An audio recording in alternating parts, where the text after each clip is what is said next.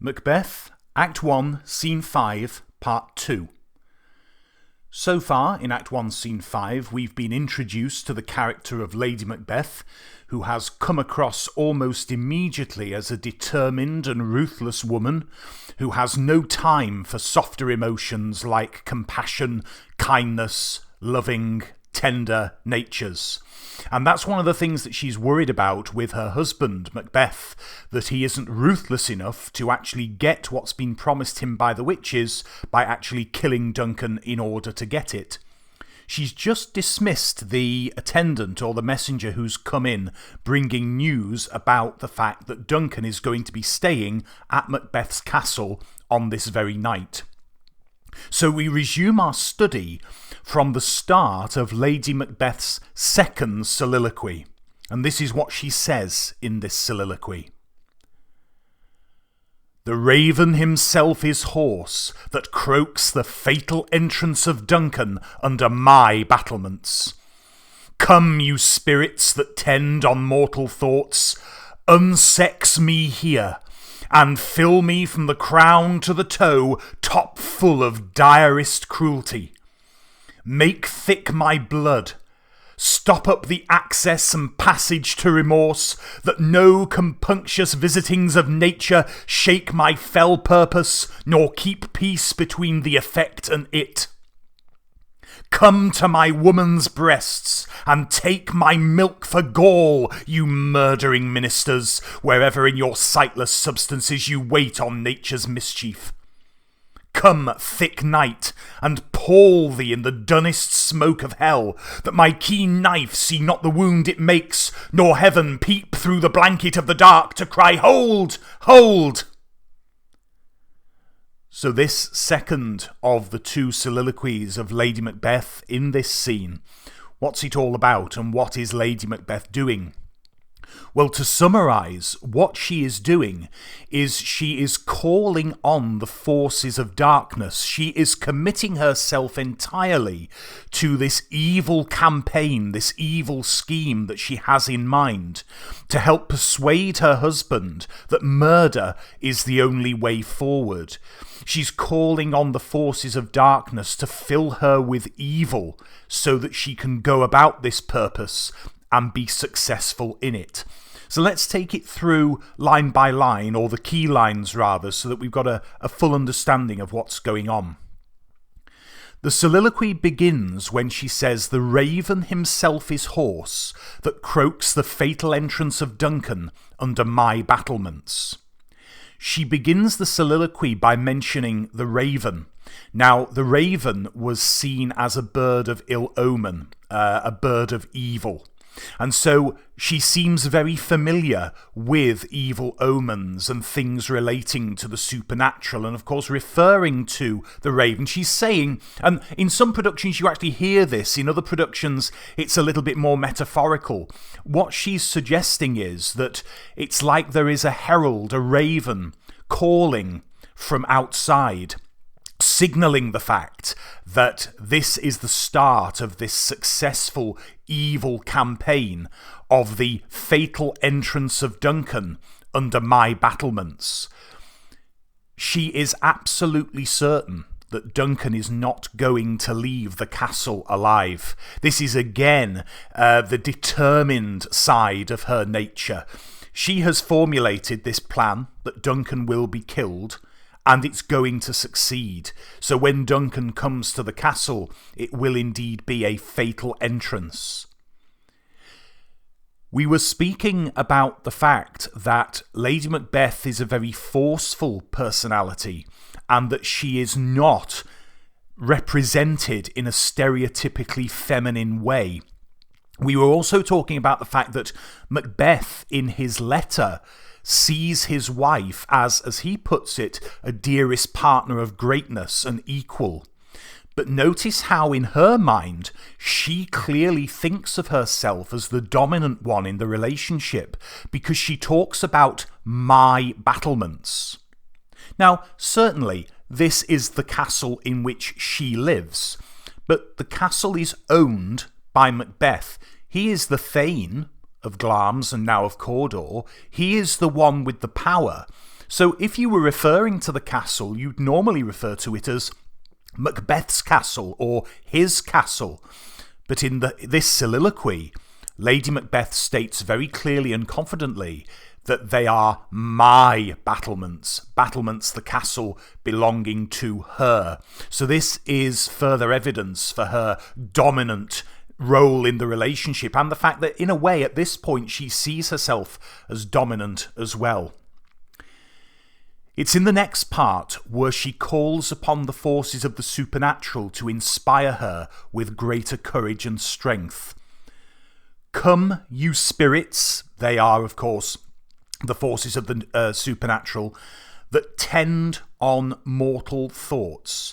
So she's saying, you spirits of the supernatural that are always watching what mortal people are doing so that you can manipulate them in the way that, of course, the witches have indeed manipulated Macbeth. I want you to come to me. Come, you spirits that tend on mortal thoughts. Unsex me here. Now, this is one of those quotations which is really quite easy to remember, and I think you should indeed commit it to memory. Unsex me here. Take away, she is saying, all of the qualities that you associate with my sex, my gender as a woman. Make me more masculine. So take away all of those qualities of kindness and compassion and the nurturing and maternal softer instincts. Take them all away from me. Now, we may well say at this stage that it appears that Lady Macbeth is already lacking in those qualities, but she's asking what little bits of them might still remain within her, need to be completely taken away, because she does not want to be distracted by any softer emotions or compassion in order to get this plan to kill Duncan through successfully.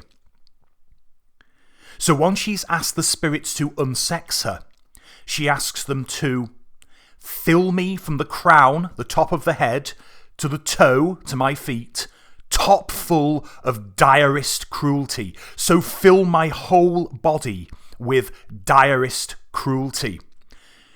You could suggest here that Shakespeare doesn't really need to put the adjective direst in here. It's sort of surplus to requirements because cruelty is cruelty. You know, the idea of being cruel and doing cruel and evil things to people. But I think the reason he puts it in here, it's not lazy or bad writing. It's showing that Lady Macbeth wants to be the worst person she can possibly be. She doesn't just want to be cruel, she wants direst cruelty. She wants to go to extremes. Direst is an example of a superlative adjective. So what she's asking for is to be superlatively evil, the extremes of evil. She asks the forces of supernatural to make thick my blood. In Shakespeare's day, the idea of thick blood was symbolic of courage. So she's asking to be made even more courageous. Not only that, she wants the forces of evil to stop up the access and passage to remorse. Take away all feelings of guilt and remorse. I don't want to feel them. Because she does not want any compunctious visitings of nature, she's talking about her conscience here, to shake my fell purpose. Fell, a word meaning either evil or fierce or cruel or harmful or evil. She does not want her conscience getting in the way of her fell purpose. She doesn't want anything to stop her doing what she needs to do.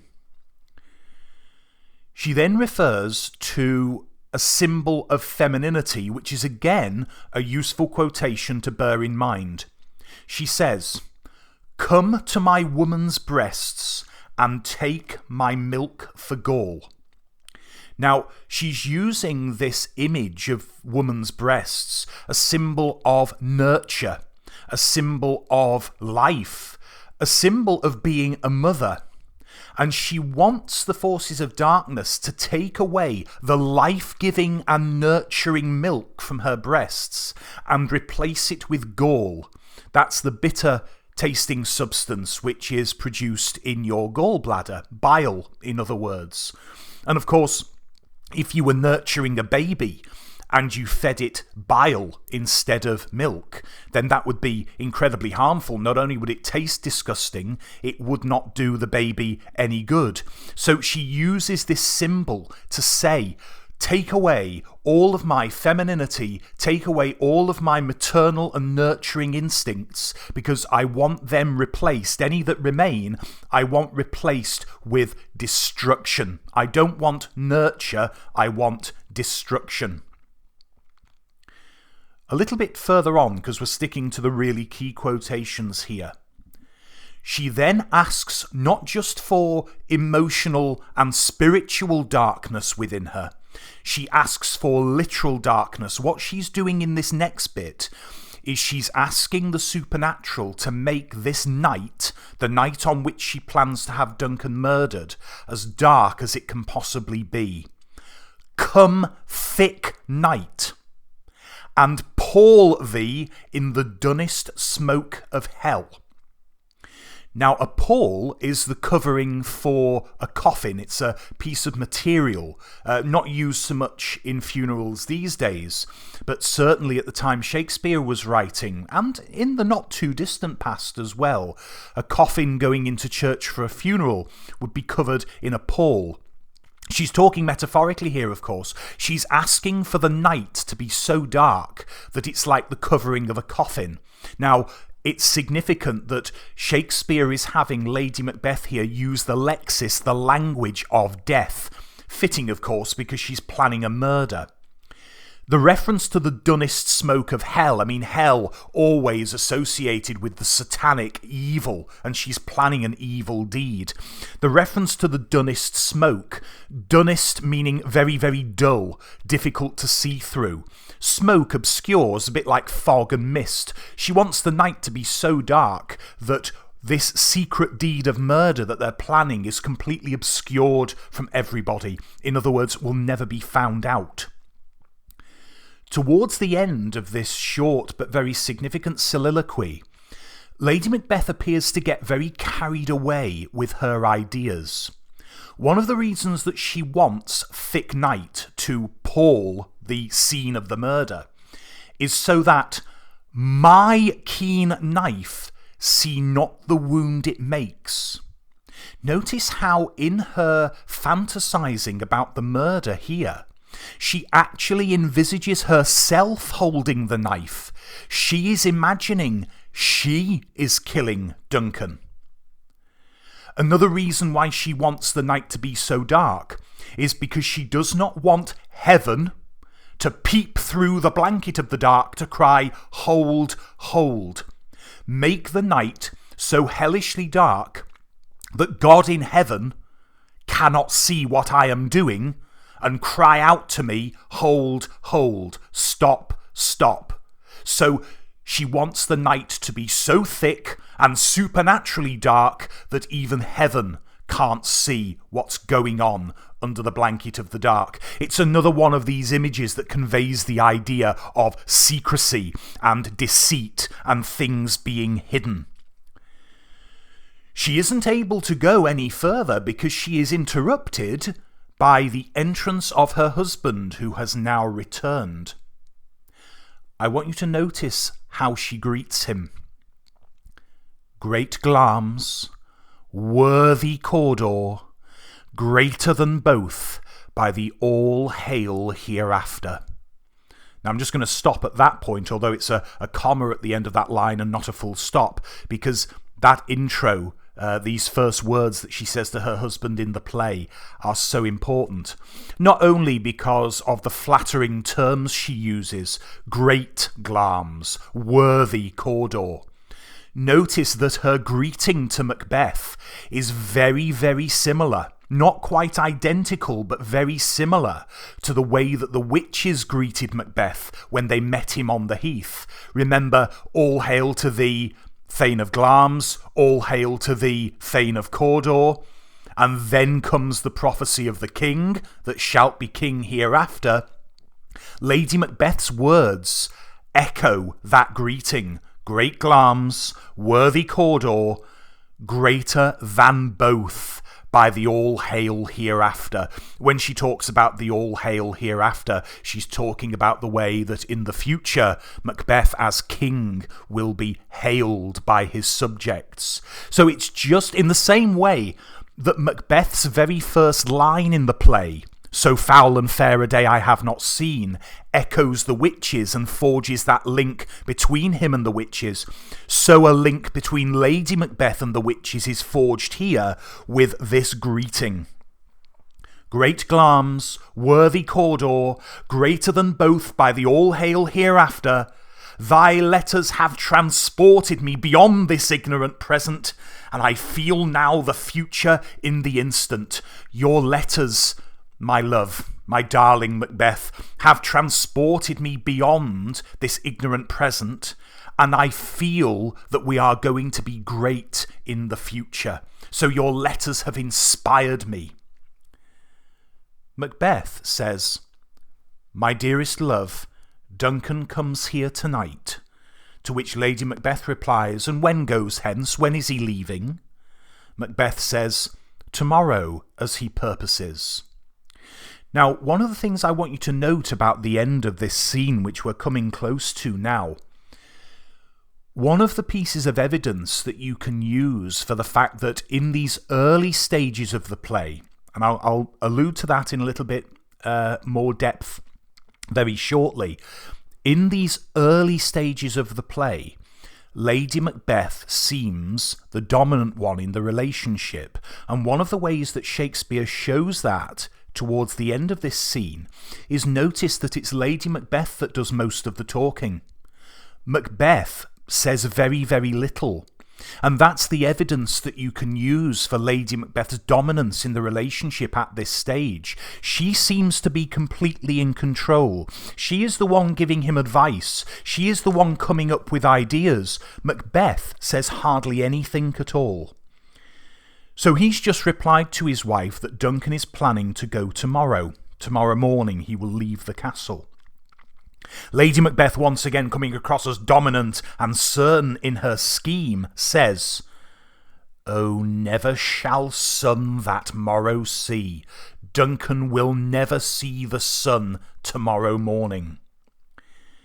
She comes out with a criticism of her husband here, and I want you to notice later on in the play, particularly in Act 1, Scene 7, and it's again suggesting her dominance in the relationship, that she is often quite critical of Macbeth in these early stages of the play. Remember that in her first soliloquy in Act 1, Scene 5, she criticises him for being too full of the milk of human kindness. Here she comes out with another criticism. "Your face, my Thane, is as a book where men may read strange matters." The problem with you, Macbeth, is that you can't hide your emotions. People can tell what you're thinking just by looking at you. Your face, my Thane, is as a book where men may read strange matters. It's a metaphor, of course. You may remember, if you've been paying close attention, which I'm sure you have, that in Act 1, Scene 4, Duncan was saying how one of the reasons that the original Thane of Cawdor was allowed to betray him was that Duncan did not know what he was thinking about just by looking at him. Here, the similar idea, that similar image of being able or not to know somebody's thoughts by looking at them, appearance and reality, comes up again, and it appears, according to Lady Macbeth, that her husband has difficulty hiding his emotions. You can tell just by looking at him that what he's thinking and how he's feeling. Now, one of the reasons that she raises this here is because she is going to put into his mind, bearing in mind that we already know that this thought has gone through his head already, he's just dismissed it, bearing in mind that she's about to fill his thoughts with ideas of murder, what she doesn't want to happen is Macbeth having this troubled or concerned look on his face all the way through the celebratory feast that Duncan's come for, because otherwise people will think, what's up with Macbeth? Why isn't he looking happy? Is something going on? She, does not want anybody to become suspicious of Macbeth. So she's going to give him some more advice now. To beguile the time, look like the time. Now, beguile here is an important word because beguile means to deceive. So what she's doing is she's going to give him advice about being deceptive. Hide your true feelings and true thoughts. To beguile the time, look like the time. Bear welcome in your eye, your hand, your tongue. So shortly I'm going to fill your head with this plan of murder.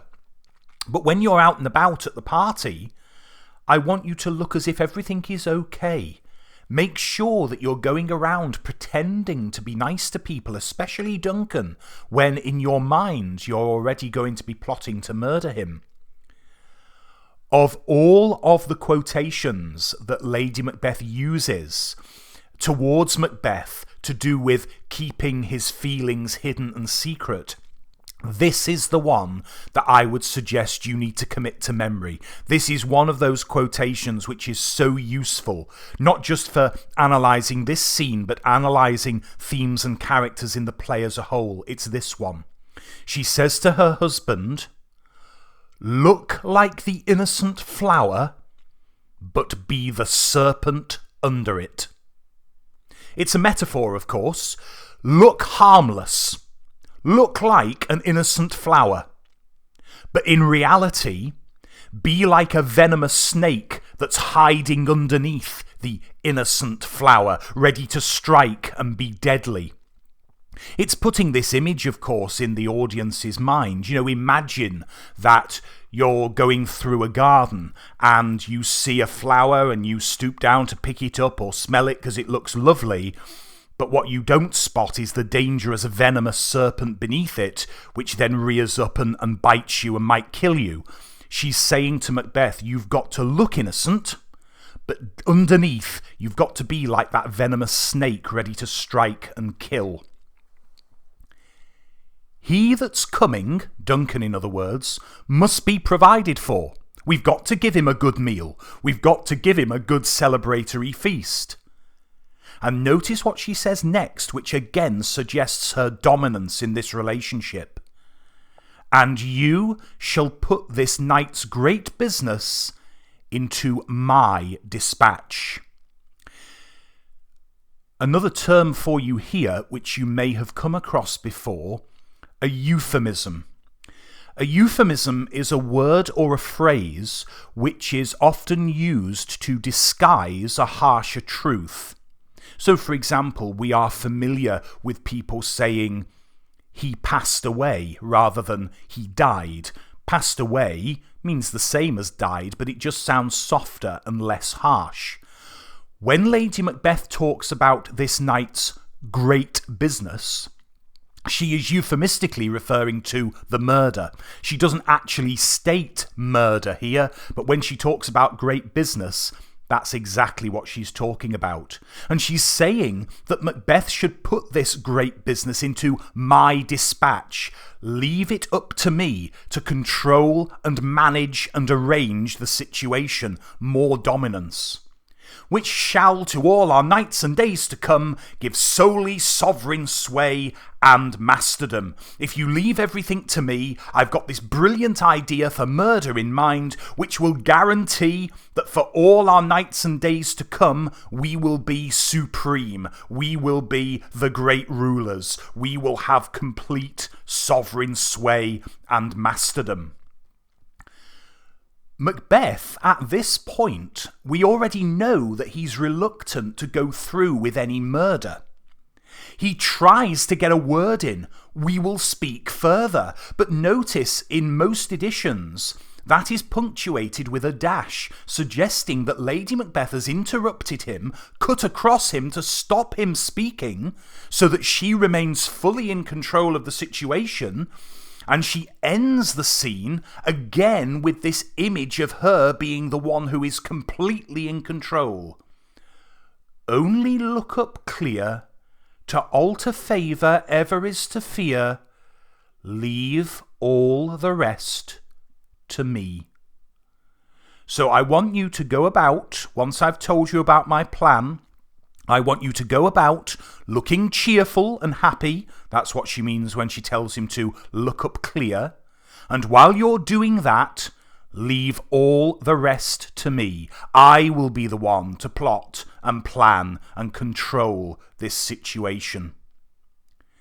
So an audience is left in no doubt whatsoever who at this stage in the relationship is in control, who is dominant, and who is the more ruthless. Because it's clear that Macbeth wants to talk about the prophecies that he's been given, but he's not entirely comfortable with the idea of murder. That's why he says to her, we'll speak further about this, but she cuts across him so that she is demonstrating that she is the one in complete control.